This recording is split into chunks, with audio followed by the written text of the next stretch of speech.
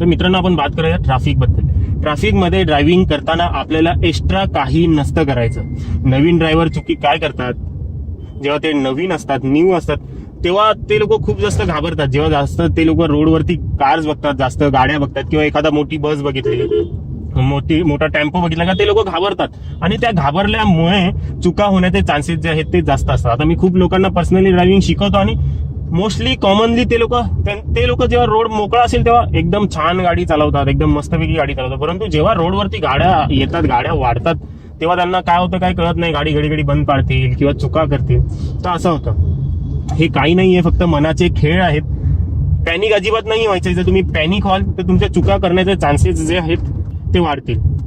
ट्रॅफिकबद्दलचा पूर्ण व्हिडिओ पाहायचा असेल तर तो पूर्ण व्हिडिओची लिंक तुम्हाला इथे खाली चॅनलच्या नावाखाली दिसत असेल, त्यावरती क्लिक करा आणि पूर्ण व्हिडिओ पहा. त्यामध्ये मी 10 टिप्स दिलेल्या आहेत ट्रॅफिक ड्रायव्हिंगबद्दल.